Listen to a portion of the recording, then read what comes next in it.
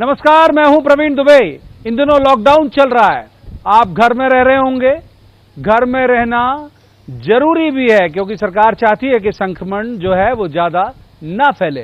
मजबूरी भी है आपकी, आप बाहर नहीं आ सकते क्योंकि कई तरह की जो सख्ती है वो बढ़ती जा रही है। क्या कर रहे हैं आप इन दिनों घर में? जाहिर सी बात है कि तमाम जो डीटीएच हैं उनके जरिए मूवी देख रहे होंगे, नेटफ्लिक्स और इन सब के मजे ले रहे होंगे। कुछ जो बच्चे हैं वो ऑनलाइन एजुकेशन या ऑनलाइन कोचिंग भी कर रहे होंगे। कैसे चल रहा है ये सब आपके यहाँ?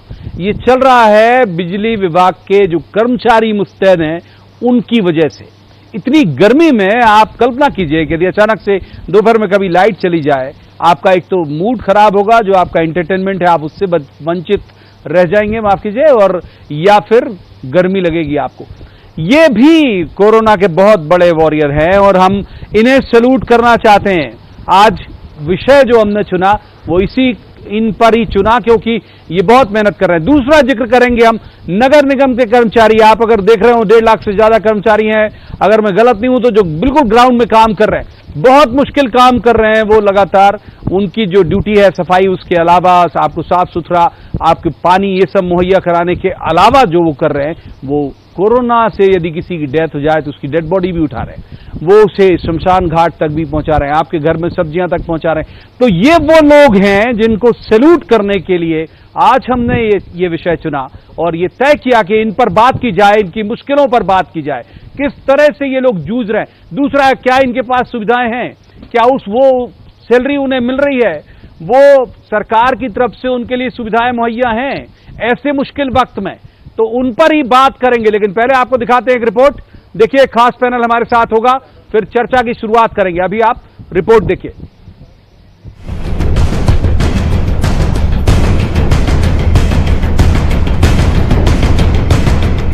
नाम कुछ भी हो सकता है, श्याम भी रहमान भी। ओहदा सफाई कर्मी का है।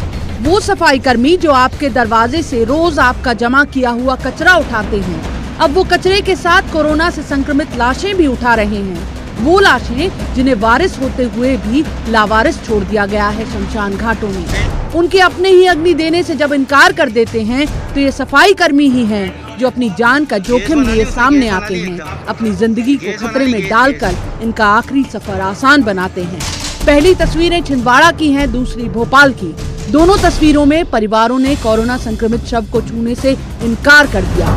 नगर निगम के सफाई कर्मियों ने किया अंतिम संस्कार, ये जानते हुए भी कि वो संक्रमण के घेरे में हैं। इनका हौसला बढ़ाने तालियां थालियां भी बजाइए, लेकिन उस बुनियादी सवाल पर भी आइए कि सफाई कर्मी हैं तो क्या इनकी जान की कोई कीमत नहीं? उनको सुरक्षा उपकरण दिए जाना चाहिए, साथ ही उनकी सुरक्षा की भी गारंटी दिया जाना चाहिए। हम मुख्यमंत्री जी से मांग करते हैं कि नगरीय निकायों के जितने भी अधिकारी कर्मचारी हैं सभी का बीमा किया जाए और सभी को सुरक्षा उपकरण उपलब्ध कराए जाएं। इनके प्रोटेक्शन के लिए हमने इनको बेसिक हाइजीन के बातें बताई हैं। प्राइमरीली हमने इनको बताया कि इनको एक जोड़ी कपड़ा अपने साथ रखना होगा एक्स्ट्रा, साथ में उन्हीं कपड़ों को धोने के लिए उसी स्पॉट पे डिटर्जेंट वगैरह रखें और हैंड हाइजीन और बॉडी वॉश जो उनका साबुन होता है वो रखें साथ में। और एक पीपी किट हमने दिया है ड्राइवर के लिए, उसके साथ ही जितने कर्मचारी वहाँ रहेंगे। इस समय पूरे प्रदेश में 1.5 लाख के करीब नगर निगम कर्मचारी दिनों रात ड्यूटी पर तैनात हैं, जो लॉकडाउन में आपकी जिंदगी आसान बना रहे हैं। दूसरे नंबर पर आते हैं बिजली कर्मचारी। मिनट भर को सोचिए, हो जाए बत्ती गुल तो इस मुश्किल वक्त में अस्पताल में मरीजों का क्या हाल हो जाएगा। दफ्तरों घरों में बिना एसी कूलर के आपका दिन कैसे गुजर पाएगा। देखिए किन दुश्वारियों में पहुंचाई जाती है आप तक बिजली। ये सिर्फ एक माँ नहीं, बिजली कर्मचारी भी है जो अपनी जान पर खेलकर अपनी जान को सीने से लगाए इन चुनौतियों में भी ड्यूटी पर आती है। ये अकेली नहीं, पूरे प्रदेश में ड्यूटी पर तैनात 42,000 कर्मचारी इसी तरह दिन और रात का उजाला भेज रहे हैं। दांव पर है इनकी भी जिंदगी।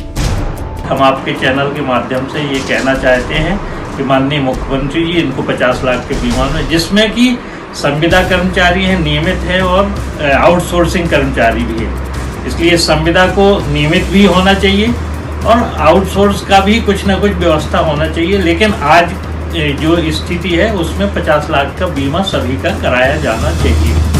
न्यूज़ 18 आवाज बना है उनकी, जो इस मुश्किल घड़ी में खामोशी से अपनी ड्यूटी निभा रहे हैं। हर दिन हर घंटे अपनी जान हाथों पर लिए मैदान में आ रहे हैं। इनके भरोसे हम घरों में, दफ्तरों में सुकून और इत्मीनान में हैं। जो जिंदगी के साथ हैं वो तो जिंदगी के बाद भी अपनी ड्यूटी निभा रहे हैं। समाज के साथ सरकार इनका भी करे ख्याल। इस संकट के जांबाज योद्धा तो ये भी हैं। भोपाल में जितेंद्र शर्मा के साथ bureau report, news 18 Madhya Pradesh. तो सुकून और इत्मीनान की जिंदगी आप बिता रहे हैं, थोड़ा सा तनाव बाहर नहीं निकलने का होगा, लेकिन जो घर के अंदर का सुकून और इत्मीनान है, इसे भोगते वक्त इनका ध्यान जरूर करिएगा, जिनका हमने जिक्र किया। जो खास पैनल हमारे साथ जुड़ रहा है, सबसे पहले उसका तारुफ मैं आपसे करा दूं। हमारे साथ है रजनीश अग्रवाल, प्रवक्ता है बीजेपी के, सरकार भी इन्हीं की है। रजनीश जी का स्वागत। दूसरे मेहमान भूपेंद्र गुप्ता, कांग्रेस के वरिष्ठ नेता भी हैं, प्रवक्ता भी हैं, भूपेंद्र जी का भी स्वागत है। और जो तीसरे मेहमान हैं वो VKS परिहार हैं, ये संयोजक हैं मध्य प्रदेश बिजली यूनाइटेड फोरम के। परिहार साहब का भी बहुत स्वागत है। शुरुआत करेंगे परिहार साहब से। परिहार साहब, क्या मुश्किलें आ रही हैं? बहुत सारे आपने जिक्र किया, संविदा कर्मचारियों का भी, आउटसोर्सिंग कर्मचारियों का भी, इनकी सैलरी भी बहुत कम है। इस वक्त क्या मुश्किलें उनके सामने आ रही हैं? परिहार साहब।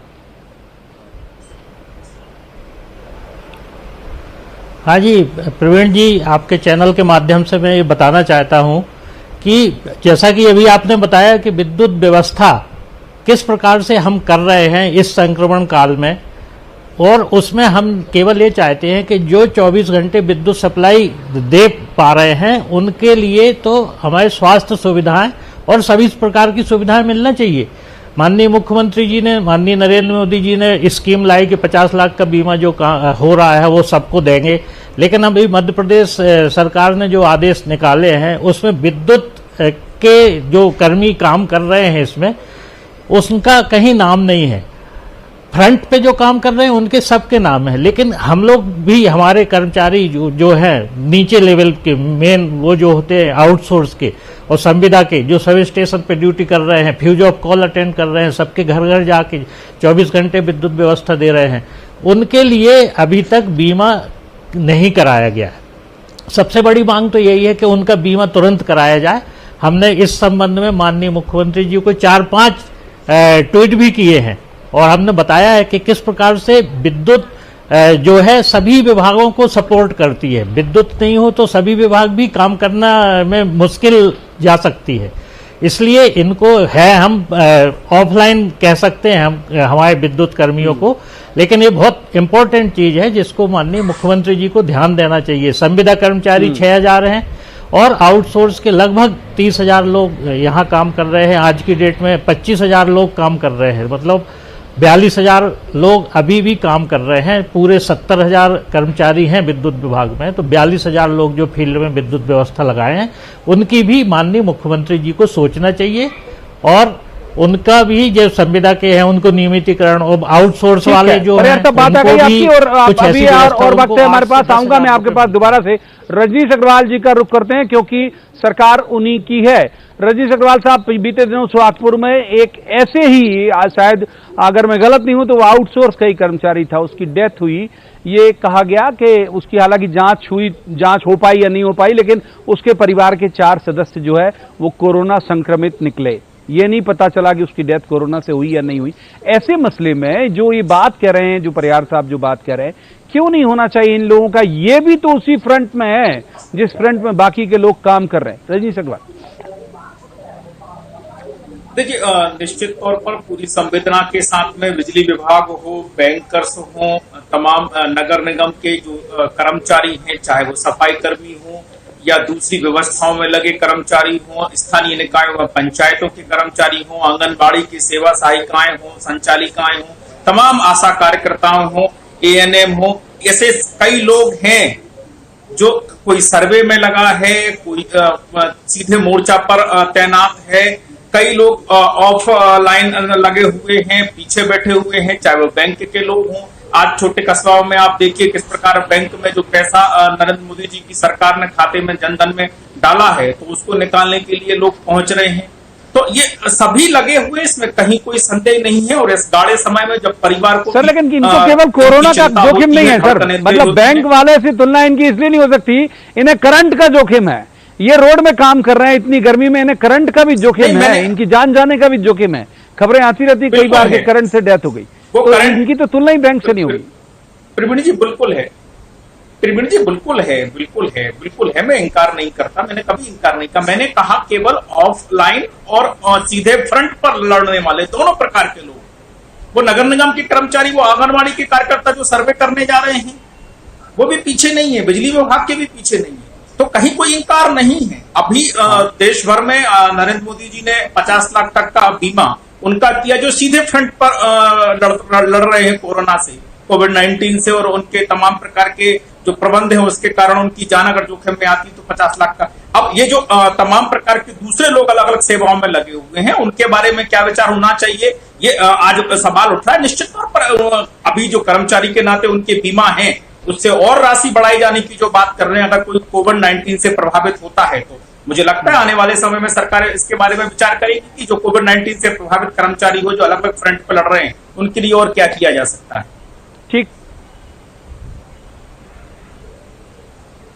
ठीक है सर, भूपेन गुप्ता साहब का रुख करते हैं। भूपेन जी, आपकी पहली टिप्पणी दोनों मसलों पर। आपने सुना होगा जिन दो फ्रंटियर लोगों की समस्याएं हमने बताई, जिनकी आवाज हमने उठाई, जो बिल्कुल ग्राउंड में काम कर रहे हैं और सबसे ज्यादा जोखिम भरा काम कर रहे हैं। कि मैं इनकी मांगों का समर्थन करता हूं और ये महसूस करता हूं कि इसमें कोई भेदभाव नहीं होना चाहिए। सबसे बदतर हालत आशा कार्यकर्ताओं की है, जो बेचारी घर घर जाकर जो है सर्वे का काम कर रही हैं, और उनके पास सिवा एक मास्क और अपना रुमाल बांध के घूम रही हैं। उनके पास कोई व्यवस्था नहीं है। ये सरकार 500 रुपये की उनको जो है एक सेफ्टी किट भी देने की स्थिति में नहीं है। तो उन लोगों को जरूर जो है प्रोटेक्शन मिलना चाहिए। और कुछ आशा कार्यकर्ता संक्रमित भी हो गई हैं, इसके रिकॉर्ड सरकार ने खुद साया किए हैं। तो इनको तत्काल जो है सुविधा देनी चाहिए, क्योंकि वो बेचारी बिल्कुल एक छोटी सी तनख्वाह में अपने जीवन को हथेली पर लेकर घूम रही हैं और घर घर जाकर सर्वेक्षण कर रही हैं। तो जिस आदमी से बात करती हैं, जिस आदमी का सर्वेक्षण करती हैं, उसमें उन्हें पता नहीं होता है कि वो संक्रमित है कि संक्रमित नहीं है, और उसके बावजूद वो उसका शिकार हो जाती हैं। और जो भी मुलाजिम जो है आज सड़क पर जिसे आकर काम करना पड़ रहा है, तो निश्चित रूप से चाहे थोड़ी या ज्यादा उसके लिए जो है खतरा तो है ही संक्रमण होने का। और उस बीच में अगर जैसे मैं आपसे एक निवेदन करूं कि सरकारों ने ये फैसला कर लिया है कि किसी की फैक्ट्री में कोई आदमी काम करता है, अगर काम करने जाता है और वो संक्रमित हो जाता है, तो उसकी पूरी की पूरी जिम्मेवारी उस फैक्ट्री ओनर की होगी, उस उद्योगपति की होगी। तो जब ये सरकार ने ये फैसला कर लिया है तो जो सरकार का मुलाजिम है और वो सड़क पर आकर संक्रमित हो रहा है या ऐसी परिस्थितियों का निर्माण हो रहा है, तो उसके सारे सामाजिक दायित्व उठाने की जिम्मेवारी सरकार की है, और उसको इसमें आगे बढ़ के सामने आना चाहिए। इसमें भेदभाव दिखाई नहीं पड़ना चाहिए। हर व्यक्ति अपनी जान हथेली पे लेकर घूम रहा है।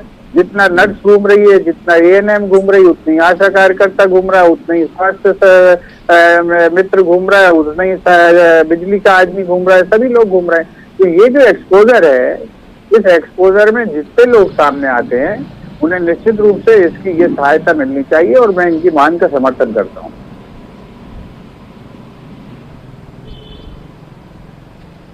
एक बार परिहार साहब का रुख और करते हैं। परिहार साहब, मुझे याद है एक आध बार मैंने कवर भी किया था, आप हमारे साथ लाइव बैठे भी थे, कि नियमित किए जाने की मांग को लेकर कई बार आप लोगों ने आंदोलन किए। भोपाल में भी लंबा आंदोलन आपने बीजेपी के कार्यकाल में भी किया, अगर मैं गलत नहीं हूं, सॉरी, बीजेपी की सरकार के दौरान, और कांग्रेस में भी किया।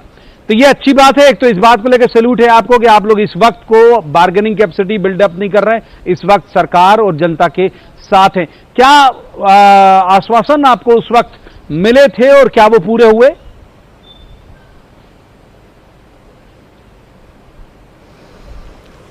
जहां तक अपने जो संविदा कर्मचारी हैं, इनके लिए जनसंकल्प 2013 में बीजेपी ने घोषणा पत्र में दिया था कि हम इनको नियमित करेंगे, लेकिन हमारे आंदोलन करने के बाद उनको कुछ सुविधाएं तो बीजेपी सरकार ने दी थी कि 90% जो उनको सैलरी मिल रही है आज की डेट में, वो 90% सैलरी हम लोगों के आंदोलन के बाद ही मिली थी। लेकिन जो सरकार ने जनसंकल्प 2013 में बीजेपी ने कहा था कि इनको नियमित करेंगे, वो नहीं हो पाया। उसके लिए भी हम लोग लड़ते रहे हैं और हर बार अपने मोर्चे पे हर जगह उठाए भी है। और इसी प्रकार कांग्रेस ने भी वचन पत्र में कहा था कि जैसे ही हमारी सरकार आएगी तो इनको हम नियमित करेंगे, तो वो वचन पत्र में भी अब 1.5 साल में सरकार अभी नहीं रही, लेकिन उनसे भी बातचीत हुई थी तो उनके द्वारा यही बोला गया था कि अभी हमें 5 साल है, हम उसको भी करेंगे। लेकिन हम ये चाहते हैं कि जो ये नीचे वर्ग के एम्प्लॉय हैं जो बिल्कुल बेस लेवल पर काम करते हैं तो उनको तो नियमित होना ही चाहिए, और आउटसोर्सिंग वालों को 8 से 10 हजार जिनसे हमारी पूरी व्यवस्था चल रही है उनके लिए भी पूरी व्यवस्थाएं होना चाहिए, यही हम मांग करते हैं और शुरू से ही मांग करते रहे हैं। ये सेक्टर संविदा और आउटसोर्स से चलने लायक नहीं है, इसमें सब नियमित कर्मचारी जिनका बीमा हो, ये हमारे यहाँ दुर्घटना सबसे ज़्यादा होती हैं। अभी तो कोरोना की बात चल रही है, वैसे भी दुर्घटनाएं हमारे यहाँ महीने में कम से कम 8 से 10 लोग पर मंथ डेथ होती ही हैं हमारे मध्य प्रदेश में। तो हम यही मांग करते हैं सभी सरकारों से कि हमारे विद्युत विभाग को भी बिल्कुल ऐसा माना जाए कि ये पूरे देश की व्यवस्था इसी से चलती है। अगर हम पीछे जरूर हैं, दिखते नहीं हैं फ्रंट पे, लेकिन व्यवस्थाएं जो भी हैं विद्युत से बहुत सी सारी व्यवस्थाएं, यदि बिजली चली जाती है तभी सबको याद आता है कि बिजली नहीं है, बिजली रहती है तो किसी को हमें याद नहीं आते हैं। एक्चुअल में ऐसी स्थिति है, इसलिए हम आपके चैनल के माध्यम से माननीय मुख्यमंत्री जी, प्रधानमंत्री जी से कि इस सेक्टर पे ध्यान दें और इनको नियमित करें। और आज की डेट में हम काम कर रहे हैं, इसमें बार्गेनिंग की कोई बात ही नहीं है, हम तो करते रहे। लेडी की उसने अपने बच्चे को यहाँ सामने टांगा हुआ था और एक सब स्टेशन में वो काम कर रही थी, हाथ में ग्लव्स पहने। आऊंगा पर यार साहब वक्त रहा तो आपके पास, तो वो जो तस्वीर थी वो बड़ी मतलब एक मार्मिक तस्वीर थी, ये बहुत सारी चीजें कह रही थी। रजनीश अग्रवाल साहब का रुख करते हैं जो परिहार साहब कह रहे हैं। रजनीश जी, आपका जवाब उनकी मांग और उनके मुश्किल को लेकर। देखिए, जो बात परिहार साहब कह रहे हैं मैं उस बात से इत्तेफाक करता हूं। देखिए, ये सीधे फ्रंट पर भले ही नहीं है और सीधे फ्रंट पर ना होने के कारण भले ही इनको भगवान ना करे संक्रमण होने की संभावना भी, प्रत्याशा भी कम है। और मुझे लगता है इसी दृष्टि से इनको प्रोत्साहन के लिए और क्या किया जाना चाहिए, सरकार निश्चित तौर पर विचार उस बारे में करना चाहिए, क्योंकि ये आज के जोखिम के समय में जनता को सेवा देने में जुटे हुए हैं। आज गाड़े दिन हर लिहाज से हैं प्रवीण जी, गाड़े दिन केवल इसी लिहाज से नहीं है कि कोविड-19 का संकट है, तो सरकार के काम आप फूंक दीजिए भाई, आपकी तो गवर्नमेंट है। तौर पर भी बिल्कुल मैं फूंक भी रहा हूं और कर भी रहे हैं। हम अपने सीमित संसाधनों के बावजूद भी बड़े उदार मन के साथ में काम कर रहे हैं। और मध्य प्रदेश इकलौता ऐसा राज्य है जो प्रवासी मजदूरों के लिए भी, और जो हमारे राज्य के हैं या हम दूसरे राज्यों के हमारे यहाँ हैं, उनको भी हम 1000 रुपया प्रति मजदूर डाल रहे हैं खाते में, और वो समाप्त होने पर फिर दूसरा 1000 डाल रहे हैं। तो इसलिए हमारा मन शिवराज जी का, मुख्यमंत्री शिवराज सिंह चौहान जी का कच्चा या संकीर्ण नहीं है। इसलिए मैं कह रहा हूं आज कोई बार्गेनिंग करना उन्होंने की है ना करने का समय है, लेकिन इनकी संवेदना के साथ में इनके प्रति और उदार मन से विचार करने का है। ये अच्छी बात है। इनको हम लोगों ने चुना भी, आज इस विषय को चुना रजनीश जी केवल इसीलिए, ये मौका था उनके पास बार्गेनिंग करने का। ये हड़ताल पे अगर इस वक्त जाते तो बहुत मुश्किल हो जाती। हमने सैल्यूट इनको इसीलिए किया कि ये बहुत जिम्मेदारी से सिर झुका के काम कर रहे हैं, जोखिम का काम कर रहे हैं। त्रिवेणी जी, मैंने कई लोगों के ट्वीट देखे हैं, आपके ट्वीट के भी मुझे जो टैग करके लिखे हैं, कई लोग लंबे समय से लिखते आ रहे हैं, हमारे पीड़ा से वाकिफ हैं। लेकिन मैं फिर कहता हूं ये प्रदेश सबका है, हर एक का है। जिसकी जितनी हिस्सेदारी बन सकती है, जिसको जितनी प्राथमिकता के साथ में अवसर देना चाहिए, वो जरूर ये सरकार देगी, कोई कोताही नहीं बरतेगी। आप यकीन मानिए, पहले भी किया है, हमारा 15 साल इस बात का साक्षी है, और आने वाले इस समय में भी हम करेंगे। मुख्यमंत्री शिवराज सिंह चौहान जी वही हैं, वही सबके सामने, हम कहीं इंकार नहीं करते। हाँ, जो बात सीधे फ्रंट पर लड़ने वालों की जो बात अभी उठाई जा रही थी, मैंने पहले ही कहा था कि उनको 50 लाख तक का बीमा किया गया है, सुरक्षा उपकरण उनको दिए गए हैं, और उनकी पूरी जिम्मेवारी सरकार की है।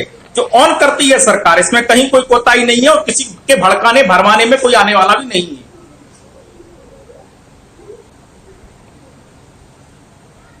एक बार भूपेंद्र जी का रुख करते हैं। भूपेंद्र जी, अब दूसरे विषय पर भी बात करते हैं, जो नगर निगम, पिछले पहले चरण में हमने आपसे बिजली बात की, अगर मैं गलत नहीं हूं तो ये 70,000 के करीब जो सफाई कर्मचारी हैं, इनका बीमा करा रही सरकार बेशक इस पूरे मसले को लेके, लेकिन और उनके जो सुरक्षा के इंतजाम है वो नहीं है।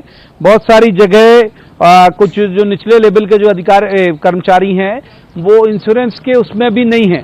आपको लग रहा है कि इनके लिए प्रॉपर अरेंजमेंट कर रखे हैं गवर्नमेंट ने, इनको इत्मीनान कराने के लिए, इनकी सुरक्षा के लिए? भूपेंद्र जी, ये हम लोगों का भी कोई भी बात कहना जो है आलोचना माना जाता है। अभी मिर्ची लग जाएगी, अब कुछ भी कहेंगे, लेकिन परिस्थितियां जो हैं वो सामने। आप देखें कि दीनदयाल रसोई जैसे क्षेत्रों में नहीं आप बोलिए, हम सुनेंगे। मिर्ची की परवाह नहीं करते सर। तो जो दीनदयाल रसोई जैसे क्षेत्रों में संक्रमण होने लग गया है, तो कहीं ना कहीं जो है प्रशासनिक व्यवस्था या उसकी प्लानिंग में त्रुटियां हो रही हैं। उन त्रुटियों पर हमें नजर रखना चाहिए। मेरा एक सरकार को सुझाव है कि जो सरकार का बड़ा अमला है वो लॉ एंड ऑर्डर और दूसरी दीगर प्रॉब्लम्स को हैंडल करने में लगा हुआ है, इसको जो है मुक्त किया जा सकता है। मुक्त ऐसे किया जा सकता है कि सरकार ये काम करे कि मुश्किल से पूरे मध्य भोपाल में, जैसे एक क्षेत्र को उदाहरण के तौर पर ले लूं, तो पूरे भोपाल में मुश्किल 1000 लोग जो होंगे जो सब्जी वेंडर हैं, जो ठेला लेकर सब्जी बेचते हैं, इनका जो है कंपलसरी टेस्ट करा लीजिए आप। और जो सब्जी वाले जो है नेगेटिव निकलते हैं उनको आप एक बैज दे दीजिए, एक आइडेंटिटी कार्ड दे दीजिए कि ये जो है कोरोना नेगेटिव है, और उन्हें फ्री छोड़ दीजिए। तो ये जो मारामारी हो रही है सब्जी के लिए खत्म हो जाएगी। दूसरी चीज जो है, जो मार्केट में मुश्किल से 2 या 3 दुकान हर मार्केट में किराने की हैं, उनके भी आप कंपलसरीली टेस्ट करा लीजिए। तो ये 2-3 हजार लोगों के टेस्ट कराने से ये श्योर हो जाएगा कि ये व्यक्ति नेगेटिव है। और इसको लेकिन नेगेटिव पॉजिटिव में कब बदल जाएगा भूपेंद्र जी, ये भी तो रिस्क है ना। मान लीजिए एक तमगा लगा दिया कि ये कोरोना नेगेटिव है, मार्केट में छोड़ दिया, वो संक्रमित हो गया 4 दिन बाद, 2 दिन बाद। जी नहीं, मेरी बात समझे इसको। इसमें आपका जो ये बहुत सारा अमला जो लठ लेके लगा हुआ है बाजार में, यहाँ से वहाँ लोगों को दौड़ा रहा है, ये अमला फ्री हो जाएगा। इससे आप जो है दूसरे काम ले सकते हैं। आपने आज पूरी व्यवस्था को, इस सरकार को ये समझ में नहीं आ रहा है कि ये प्रॉब्लम जो है एक स्वास्थ्य की समस्या है, ये लॉ एंड ऑर्डर की समस्या नहीं है। और पूरा अमला लॉ एंड ऑर्डर में उलझा हुआ है। जो प्रशासनिक अधिकारी हैं कम से कम उनको इस बात की समझ लगानी चाहिए और सरकार को सुझाव देने चाहिए। वो इस काम के लिए ट्रेंड होते हैं, प्रशिक्षित होते हैं, और कि किस तरह से हम अमले का सेग्रीगेशन करें और किस तरीके से हम एक्टिविटीज को इस तरह से मैनेज करें कि वहां पर हमारा कम से कम अमला यूज हो और उससे जो है व्यवस्था बने। अगर एकदम भगदड़ मचानी है कि अरे साहब आग लग गई, घंटी बजाती हुई गाड़ी दौड़ी, अरे साहब अभी लेफ्ट में लग गई, अभी राइट में लग गई, ये करने से हम जो है त्रासदियों पर विजय हासिल नहीं कर सकते। हमें उसको जो है ठंडे दिमाग से बैठ के उसकी योजनाबद्ध तरीके से उसकी प्लानिंग करनी पड़ेगी। हमें ये विचार करना पड़ेगा। और अभी समय है, अभी हाथ से नहीं गया है। और अगर हमने इस समय का उपयोग नहीं किया व्यवस्था बनाने में, ये सिर्फ जो है टीवी पे आने का समय नहीं है, ये समय जो है इस बात के लिए भी है कि सरकार जो हमें लॉकडाउन के बहाने जनता ने हमें जो समय दिया है, इस समय में हम अपनी व्यवस्थाओं को चुस्त दुरुस्त कर लें। ये मेरा एक सुझाव था, सरकार माने ना माने, मैंने आपके सामने एक पक्ष रखा। दूसरी बात मैं ये कहना चाहता हूं, आपका सुझाव लेकर रजनीश जी की तरफ चलते हैं। रजनीश जी, आपने भूपेंद्र जी का सुझाव सुना, उस पर जवाब। एक मिनट उसमें जवाब की कोई बात नहीं है। मुझे कोई, मेरा निवेदन है कि इनसे कहिए कि सुन लें, अब सुन लें। लंबा चौड़ा उन्होंने सवाल खड़े किए। मैं एक निवेदन ऐसा है कि हर किसी के टेस्ट जो एक्सपर्ट्स हैं, जो डॉक्टर हैं, उनसे भी आप पूछ सकते हैं। यूं ही अचानक किसी के टेस्ट नहीं हो जाया करते कि आपका पॉजिटिव है या नेगेटिव है, क्योंकि कई बार उसके जो संभावनाएं होती हैं, जो प्रायिकता होती है, उसके आधार पर उसके टेस्ट होते हैं, पॉजिटिव नेगेटिव। जो आपने भी कहा कि कब नेगेटिव पॉजिटिव में बदल जाए, जो आने वाले समय में वो कह नहीं सकते। इसलिए आज उसके ऊपर पट्टा लटका दिया कि आप साहब नेगेटिव हैं तो वो नेगेटिव ही रहेगा, ऐसा होता नहीं है। और संभावनाओं के आधार पर, प्रायिकता के आधार पर उसके टेस्ट होते हैं। इसलिए किसी को गारंटी किसी सर्टिफिकेट से नहीं दी जा सकती। दूसरी बात, इस देश में, पूरे देश में जिस प्रकार के लॉकडाउन को लेकर और कड़ाई से लॉकडाउन का सख्ती से, लॉ एंड ऑर्डर की समस्या नहीं है, ये लॉकडाउन को सुनिश्चित करवाने की कवायद है। क्योंकि लॉकडाउन एकमात्र इसका समाधान है लार्ज स्केल पर। बाकी तमाम उपाय हैं, चिकित्सीय प्रबंध हैं, लेकिन ये केवल एक व्यक्ति की सनक नहीं है या एक व्यक्ति की सुझाव सलाह नहीं है। ये एक्सपर्ट्स के द्वारा तय किए गए तमाम प्रकार के प्रबंध हैं। चाहे एक एरिया विशेष को सील करने का मामला हो, चाहे तमाम प्रकार के लॉकडाउन कंप्लीटली लॉकडाउन करने का बहुत संक्षेप, बिल्कुल फिसल गया हमारे हाथ से बात, बहुत संक्षेप करने की बात है। और इसीलिए मैंने कहा कि ये बिल्कुल ना कहा जाए कि मेरा सुझाव तेरा सुझाव। ये सरकार में बैठे जो एक्सपर्ट्स हैं उनके आधार पर निर्णय लिए जाते हैं। आपदा प्रबंधन के जो जानकार हैं, जो इस वायरस की गणित के जानकार हैं, किसकी प्रसार किस तेजी से हो सकता है, सरकार के जो एक्सपर्ट है वो निर्णय लेते हैं। माफ कीजिए, वक्त इतनी चर्चा की हमको इजाजत देता है। तीनों मेहमानों का बहुत बहुत शुक्रिया। लेकिन ये बात तय है कि हम सिर्फ थाली नहीं बजाएं, हम सिर्फ सैल्यूट नहीं करें, वो तो करें ही, वो तो बिल्कुल करें। तमाम लोगों के लिए जो इस वक्त फ्रंट पर हैं उनके लिए आदर का भाव तो रखें ही, लेकिन उनकी जो स्थिति है वो सुधारने का भी प्रयास किया जाना चाहिए। आज की इस चर्चा में इतना ही। कल किसी खास मसले पर खास पैनल के साथ बैठेंगे और कहेंगे जवाब तो देना होगा। तब तक आप देखते रहिए न्यूज़ 18 मध्य प्रदेश छत्तीसगढ़।